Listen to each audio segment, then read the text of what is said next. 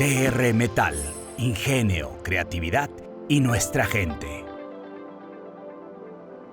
Este es el segundo episodio de TR Metal, el podcast del Museo de los Metales.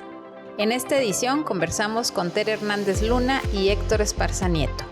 Nos hablaron de divulgación de ciencia a través de distintas formas y medios.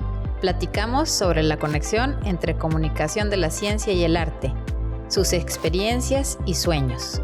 Y además nos compartieron acerca de sus trabajos colaborativos con el Museo de los Metales. Quédate con nosotros en TR Metal, el primer podcast de museos en La Laguna. Hola, buenas tardes. ¿Cómo están? Nos da mucho gusto estar nuevamente en TR Metal, la ciencia, el arte y su gente, el primer podcast de museos en La Laguna. En este espacio, como ya lo comentamos en la primera edición, lo que pretendemos es proyectar el ingenio y la creatividad de las personas que saben y que hacen muchas cosas, ¿verdad? Desde investigación, divulgación de ciencias, arte. Y en esta ocasión queremos dejar la huella de dos personas que han trabajado en la comunicación y en el arte en nuestra región y que por diversos caminos también han llegado a la divulgación de la ciencia, apoyados en lo que ellos son expertos, en el periodismo, la comunicación audiovisual, en el diseño y la ilustración. Por eso me da mucho gusto presentarles a Tere Hernández Luna, diseñadora y artista gráfico, y a Héctor Esparza Nieto, comunicólogo, periodista y divulgador. Muchas gracias por estar con nosotros en esta segunda edición. Muchas gracias por la invitación, Cristi, y a todo el equipo de aquí del museo. Sí, gracias por tomarnos en cuenta. Al contrario, tenemos un montón de cosas de las que podríamos platicar, de la trayectoria de ustedes, que la verdad yo les he seguido la huella a Tere desde que estábamos en el Instituto Municipal de Cultura. Y Tere era una niña, ¿verdad? Yo iba a decir los años, pero mejor ya no digo los años. Pero era muy pequeña Tere y ya estaba en la ilustración, estabas trabajando, me acuerdo, con el maestro Gerardo Susán, estaban haciendo ilustración. Y ahí fue nuestro primer encuentro. Y bueno, afortunadamente hemos tenido oportunidad de trabajar. De continuar. Muchas cosas juntas y nos da muchísimo gusto todas tus colaboraciones en el museo sobre todo. Y bueno, pues queremos abrir contigo, Tere, la primera pregunta. Perfecto. Esto creo que es interesante reflexionarlo. ¿Qué arte te hubiera gustado que usaran tus maestros en la primaria para animarte al aprendizaje? Híjole, pues hay muchísimas, dependiendo como que quisiera sacar de mí, ¿no? De niña era un poco cohibida, entonces tal vez algo de artes escénicas me hubiera ayudado un poquito a soltarme más. Pero también me perdí un poco en cuanto cuando platicaban ya era mucho el rollo, ya me perdía, ¿no? Entonces me hubiera gustado también por ese lado que el aprendizaje fuera más gráfico. Uh-huh. Y bueno, de ese modo captar más la atención, que yo creo que ahorita que ya hay más métodos de enseñanza, uh-huh, pues ya está enfocado para todo tipo de aprendizaje, ¿no? Sí. Y pues el método Montessori, por mencionar uno de ellos, pues ya va más enfocado más en la experimentación, más que en la parte tan teórica, que uh-huh, luego a mí me tocó más en la enseñanza, ¿no? Sí. Y que sí me iba, y pues también fue algo que me dejó mucho de práctica, porque me ponía a dibujar y pues ahí se perdía uno en esa parte. Entonces pues yo creo que sí, tanto la parte gráfica como la escénica ahí hubieran captado un poco más mi atención en esa etapa. Muy interesante. Para las personas que nos dedicamos a la divulgación, pues es importante ese intercambio de ideas, porque dices, pues, ¿qué está haciendo falta, no? Y claro que las generaciones van cambiando, como dices, hay nuevos métodos de trabajo, pero sí es bien importante estar siempre como sensibles a lo que los niños requieren, los jóvenes, para el aprendizaje.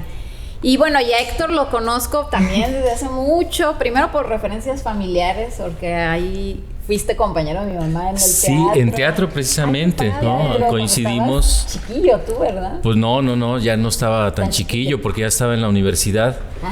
Sí, y coincidimos en la Casa de la Cultura, en el taller de teatro con Rogelio Luébano, que por cierto hace poco le hicieron un reconocimiento.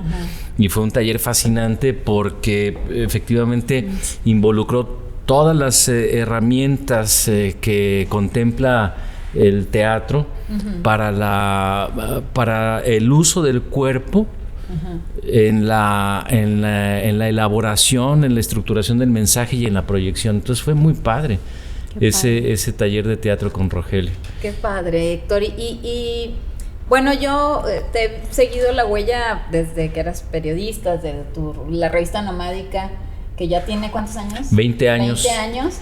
Y después, cuando se abre el Museo de los Metales, empiezas a colaborar con nosotros. La primera me acuerdo que fue la de dendrocronología. Sí, esa exposición que estuvo padrísima, que montó José Carlos con fotos de Monsi. Exactamente. Y el montaje, no sé si lo llegaste a ver, pues era un bosque, ¿no? Era la simulación de un bosque con las fotografías de la dendrocronología, que se volvió muy interesante esa exposición porque es el ejemplo, o fue el ejemplo de cómo llevar una ciencia que parecía rígida, fría, dura, llevarla a la comunidad y explicarles que gracias a esa disciplina se podía entender el comportamiento del clima pasado y presente a partir del análisis de los anillos de crecimiento de los árboles. Así es, una gran exposición, sí. Una colaboración muy interesante porque era esta área de investigación del INIFAP.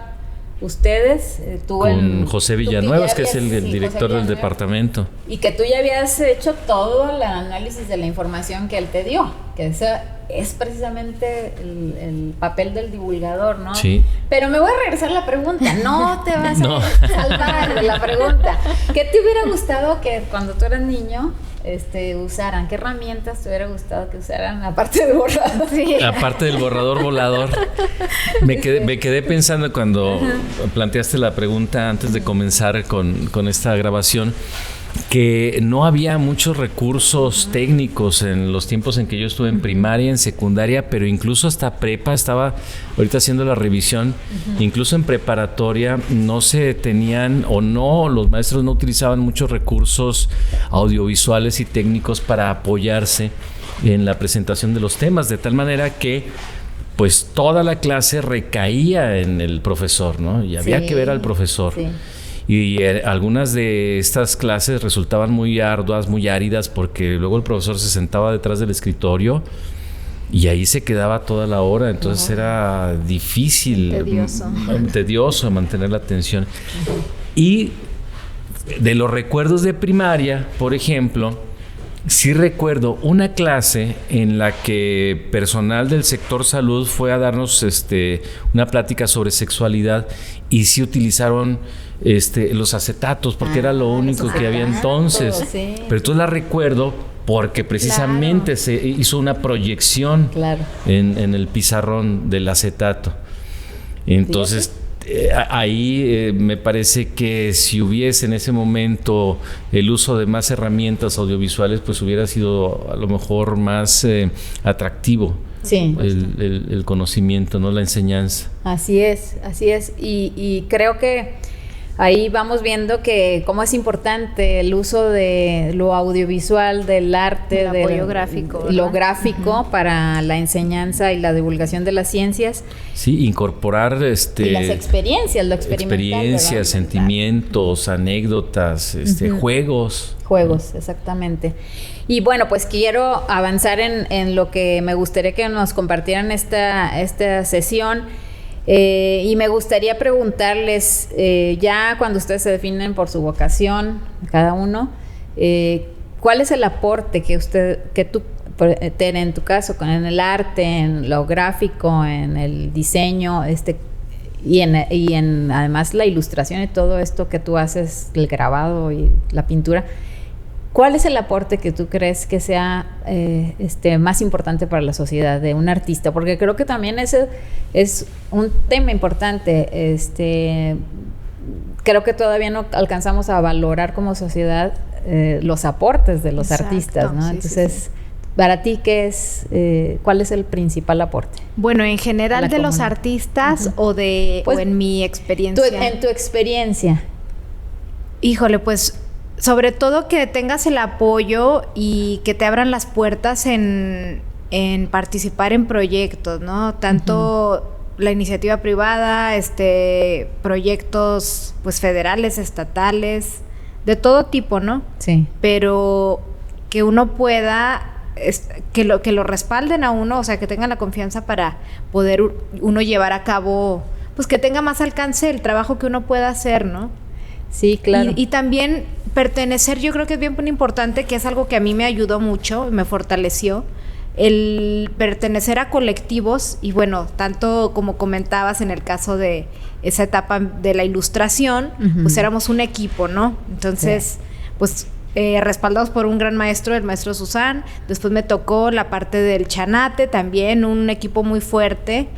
Y pues ahí es apoyarnos y empujarnos. Lo opuesto a lo que comentan, que luego mucho artista se mete el pie o así, pues no, esto es al revés, o sea, sumar y empezar a crecer y a fortalecernos unos con otros. Sí. Yo creo que eso es lo principal y lo sigo viendo, digo, ahora todavía más fuerte, hay más colectivos, hay más movimiento aquí en La Laguna.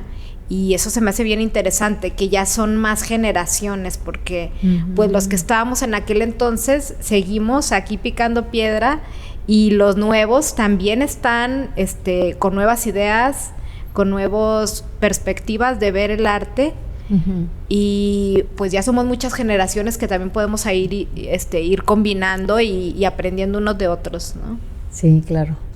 Y para ti, Héctor, ¿cuál es así el aporte que tú ves en los divulgadores, porque tú tienes experiencia en muchos campos del periodismo y te metiste a la divulgación de ciencias y ¿cuál es la riqueza o el aporte que tú como periodista has dado desde ahí? Bueno, la pretensión, lo que deseo, lo que pretendo lograr con el trabajo de divulgación y de periodismo es lograr que nos reconozcamos como habitantes del desierto y lo que ello implica, ¿no? Ese ha sido un camino que me he planteado. Entonces, los trabajos que he realizado, tanto en la revista Nomádica como aquí en el Museo de los Metales contigo y en otras áreas, tienen ese ingrediente, ¿no? Tratar de ofrecerle los elementos necesarios al receptor para que se sienta orgulloso de ser habitante del desierto. Y además, ¿qué implica ser habitante del desierto? Bueno, pues asumir las características ambientales, geográficas, geológicas, históricas que existen, ¿sí? Para de tal manera cambiar la visión que se tiene un tanto negativa o adversa de este semidesierto por una visión positiva y que nos llene de orgullo, porque ser habitante del desierto implica tener una serie de cualidades, de características, de adaptaciones que son singulares, que son únicas, que son fascinantes además, ¿no? Y que se reflejan en las plantas y en los habitantes. Y entonces, de tal manera que nuestras actividades sociales, económicas, culturales, pues sean amigables con ese entorno. Entonces, no sé si ya haya logrado algo, pero el interés y la intención es caminar por ese rumbo. Claro. No, y claro que has logrado. Muchísimo. Y digo, basta con leer los comentarios de la gente que dice, gracias a Nomádica yo he conocido todo lo que hay alrededor de Torreón, ¿no? De la región. Y yo creo que además es un trabajo que es muy es arduo, tiene que ser muy perseverante, como lo han sido ustedes 20 años, pero además que no se va a ver ahorita el total, todo el sí, resultado. Es un tema de generaciones, ¿no? De que hay que claro. estar poniendo la semilla y regándola y que seguramente procurándola. Y los papás de los muchachos que han leído esta revista, pues ya seguramente van a ser papás en algún momento. Exacto. Y van a tener ya otra visión de su entorno que van a transmitirla a sus hijos, ¿no? Entonces creo que eso es súper importante. Y relacionado a lo que tú decías, Tere, a mí se me hace bien interesante esta parte de los colectivos, que es cierto, y no en todas las regiones se da. No, aquí somos una región especial. Sí. Platicaba, por ejemplo, con Jaime Muñoz, ¿no? Y resulta que la producción de libros aquí, de literatura, es muy amplia. Es enorme, sí. Y de pronto volteas y dices, ¿y por qué? Pues bueno, es que hay muchos escritores, hay muchos artistas plásticos. Sí. El tema del taller de Chanate dejó huella con los grabadores. Totalmente. Y a partir de ahí ha seguido creciendo esa actividad artística. Muchas generaciones. Y creo que, como tú bien dices, ya ahora están estos otros jóvenes que ya traen también otras ideas, otras propuestas, pero que ha sido una continuidad de lo que se trabajó ya desde hace varios años, ¿no? En el tema de literatura también, no se diga, en el tema de la música es otro, ¿no? Que lo platicamos también el otro día con la camerata. Con lo de la camerata. Que de ahí surgieron coros, de ahí surgieron academias de música. Creo que es bien importante como tener como una conciencia de eso, ¿no? Como colectividad, de lo que podemos hacer. Se puede lograr. Sí, para asumirlo, ¿no? Para sentirnos orgullosos, para seguirlo proyectando, para enriquecerlo. Así es. Y bueno, pues esa es una de las cosas que nosotros queremos con un espacio como este podcast, donde queremos, pues, dar a conocer más a los artistas, a los investigadores, a los divulgadores. Y pues a mí me gustaría preguntarles, ¿cuál creen ustedes que puede ser el camino? Ya vimos un poco hasta dónde hemos crecido, reconocer estos logros como comunidad creo que es importante, pero ¿para dónde creen que debe de ir este crecimiento de la divulgación y de la promoción de las artes y de la divulgación de la ciencia también, ¿no? Y del conocimiento, porque al final de cuentas todo es uno, o sea, el conocimiento es en general, ciencia y arte, no más que por algún vicio empezamos a separar arte, ciencia, como si no fueran parte de la vida, todo es parte de la vida. Pero ¿por dónde creen ustedes que como sociedad podríamos crecer en esta región? ¿Qué nos falta o qué nos falta empujar? No sé, adelante. Si quieres tú. Bueno, es que a mí me parece que ya se empezó y que estamos caminando. Sí. Yo recuerdo que hace algunos años decíamos, bueno, es que cada quien está jalando para su lado y no nos unimos. Parece que se mantiene ese discurso, pero yo creo que no. A mí me parece, por lo que platicabas, Tere, y la experiencia que has tenido, por lo que ha hecho el Museo de los Metales, es que se han estado ahora sí empezando a formar células, ¿no? Pequeños conglomerados con intereses afines, ¿no? Los artistas, los artesanos, los divulgadores, la red de museos, por ejemplo. Entonces son pequeñas redes que se están empezando a formar, y ahora lo que sigue es que esas células a su vez se enlacen, se junten. Pero me parece que vamos hacia allá. A mí me parece. Lo que pasa es que no lo podemos lograr tan inmediato. Pero ya se está caminando. O sea, por ejemplo, aquí en el Museo de los Metales hay una comunidad que se ha formado bien importante, ¿no, Cristina? Sí. Claro, desde las actividades que está desarrollando. Los maestros. Sí. Y con los artistas. A partir de la concepción integral de lo que es un museo. O que no solo es una exposición pasiva, sino que es un ente vivo donde puede ser el punto de reunión de la gente, de los chamacos, de los papás, de los mamás de los chamacos, para realizar actividades de ciencia con un toque lúdico, ¿no? Y cultural. Entonces, eso ya está pasando. Sí. ¿no? Se están reuniendo aquí, se están reuniendo en la Casa de la Cultura de Gómez Palacio, quienes les gusta ver el cielo y fotografiar en el planetario. Y entonces están empezando ya a darse esas células que poco a poco van a estar integrándose. Entonces, yo creo que se está haciendo el trabajo. Sí. Y se escucha, ¿verdad? Es importante también, bueno, me ha tocado a mí con distintos públicos escuchar de todas las actividades de aquí del museo, de los talleres, pues tienen un público cautivo bien importante y que no es nada más de ahorita, ¿no? Yo creo que ahorita que lo que platicaba Héctor, la continuidad es bien importante en, por ejemplo, que ustedes han tenido aquí, ¿no? Sí. Y tal vez yo creo que en muchos proyectos que empiezan, tal vez es lo que a veces hace que se caigan esos proyectos, ¿no? Que les falta o apoyo o dar continuidad al objetivo principal por el que se haya creado tal espacio, ¿no? Cultural. Sí. Tienes razón. Fíjate, precisamente en el editorial de la edición de aniversario, del 20 aniversario de Nomádica, ahí lo planteo porque haciendo un recuento de los temas que hemos abordado, en muchos de ellos quienes figuran son colectivos, son grupos que tienen afinidades. ¿Por qué? Por afinidad por las cactáceas y que están impulsando el cuidado de las mismas y están difundiendo el mensaje de que las cactáceas son importantes, de que tienen características especiales, de que hay ejemplares únicos aquí y cada vez se suma más gente. Y luego hay otro colectivo que le gusta observar aves, pero no es la observación únicamente por la contemplación, sino que lo van documentando, van haciendo un registro, van conociendo las especies, cómo se comportan. Ciudadana. Exactamente.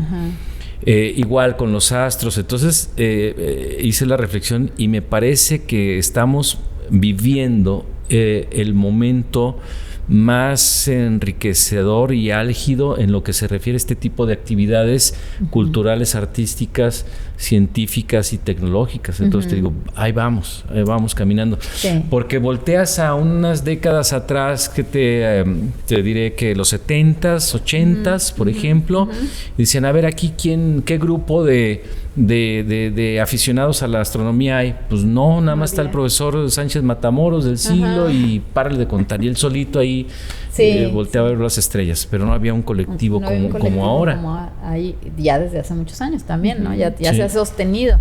Tiene más de 15 años la Sociedad Astronómica de por la ejemplo, Laguna, ¿no? Y te digo, el Chanate, ¿cuándo surgió? Ya tiene un rato y ahí están ustedes, ¿no? Que siguen haciendo cosas.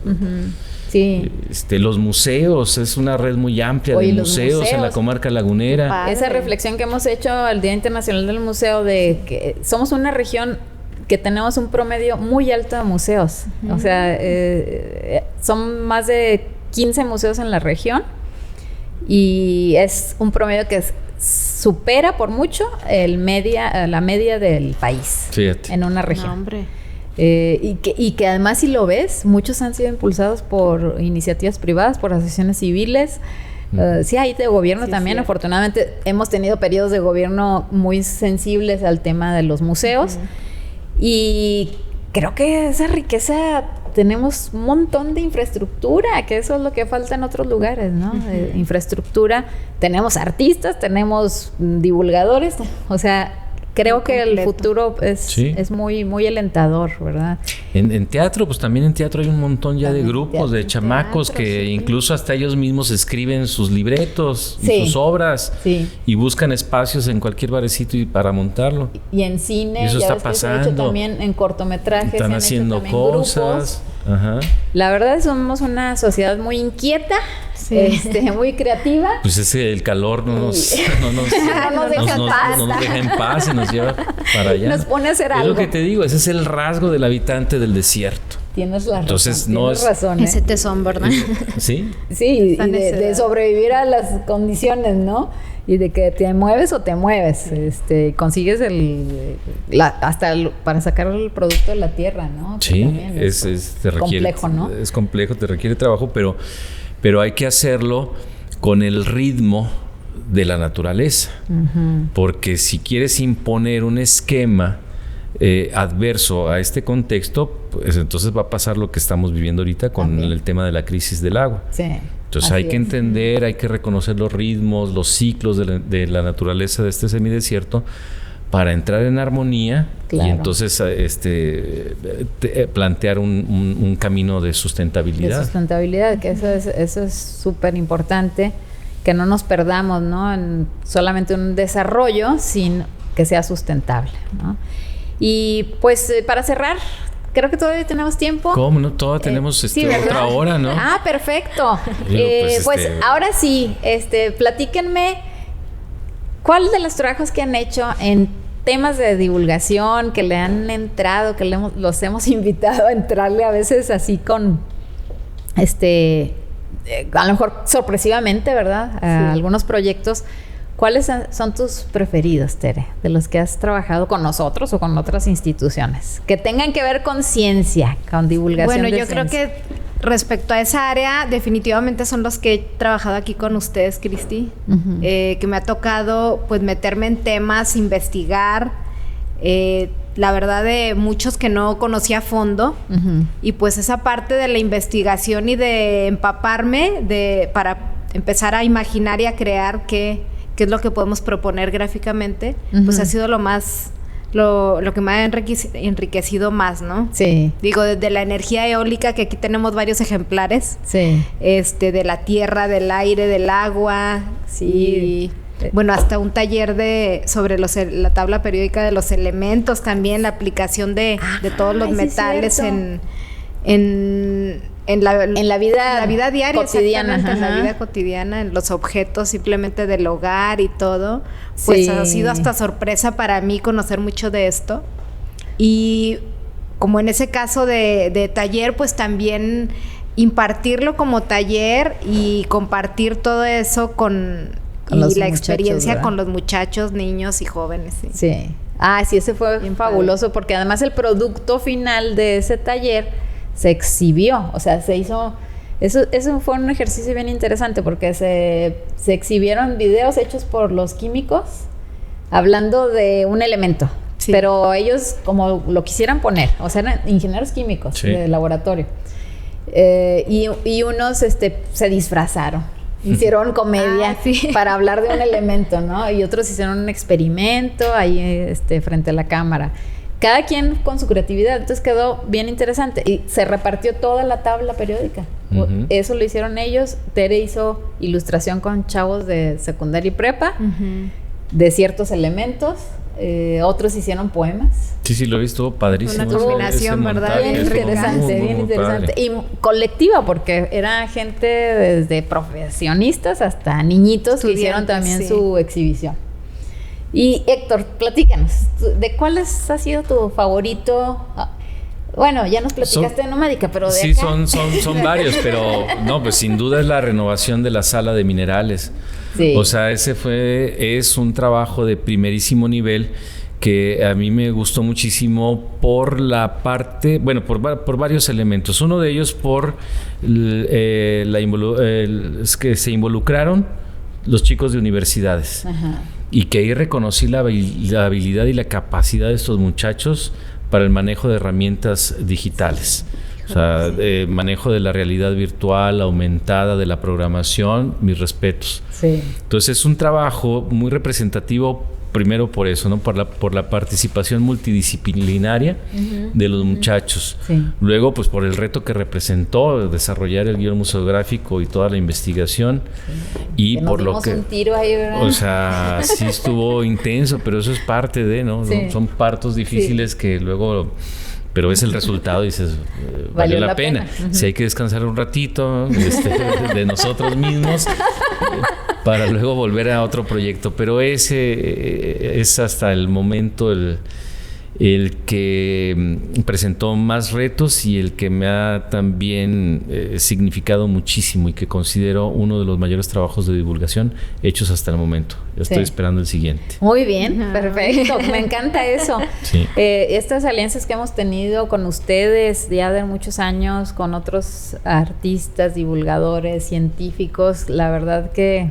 como lo dije en la primera edición, enriquece es un privilegio para nosotros, la gente que nos dedicamos a los museos, poder tener contacto con tanta gente, poder colaborar con tanta gente, y pues queremos compartirlo, que la gente, que más público los conozca a ustedes, que además, déjenme decirles una cosa, y eso es una plática que hemos tenido alguna vez tú y yo, cómo es importante que también el creador sepa presentar sus proyectos y cobrarlos. Eso es casi no se da, ¿verdad? Eso es súper importante, sí. Y creo que es parte de la formación académica, que debe ser así como relevante, ¿no? Enseñarles a los estudiantes esta parte. Yo puedo decir que eso es un plus, además de trabajar con gente profesional como ustedes, que tiene todo en orden. Es que ¿cómo puedes mantener tu sueño si no lo alimentas en términos económicos? Exactamente. Pues tienes que incluir esa parte, y efectivamente en la universidad no te dicen cómo costear una actividad. Exactamente. Entonces de pronto no tomas en cuenta el agua que consumes, la luz que gastas, la renta del local, y malbaratas el trabajo. Exactamente. Pero así aprende uno, ¿no? Con esos primeros que dice uno, a este no le saqué nada. Sí. Y el siguiente ya lo va puliendo uno hasta que ya llega uno a un nivel en que sabe más o menos cómo cobrar, cómo valorarlo. Y cómo valorarlo, cómo estructurarlo. Y yo creo que también como sociedad necesitamos aprender más a eso, ¿no? A valorarlo, porque siempre creemos que es por amor al arte, y no. O sea, como decía Jaime Muñoz, pues yo cuando voy al médico no le digo, oiga, usted por amor al arte, coopéreme, ¿verdad? O deme la consulta, ¿no? O sea, ¿por qué a los artistas les pedimos que por amor al arte, ¿no? Entonces, a mí me encanta, y quiero hacerlo público, me encanta trabajar con ustedes, con muchos otros colaboradores que hemos tenido, porque por su profesionalismo, porque están muy ubicados, aterrizados en la realidad, y eso para uno le facilita mucho las cosas, la verdad. Muchas gracias. Pues es que hay que ver con arte todo ese aspecto de administrativo, ¿no? Claro. Darse de alta en Hacienda. Exacto, y todo ese asunto. Exacto. Pues es parte. Es parte de... Y pues con esto nos vamos despidiendo. Les agradezco muchísimo la aceptación de esta colaboración con nosotros en este podcast TR Metal, que es ciencia, arte y sus creadores. Muchas gracias. Es el primer podcast de Museos en la Laguna, y esperemos que este proyecto siga adelante con muchas otras colaboraciones con ustedes. Gracias por la invitación, y vamos a impulsarlo. Claro que sí, vamos a difundirlo, que además para eso te pintas solo. Muy bien, muchas gracias. Gracias a ti. TR Metal, ingenio, creatividad y nuestra gente.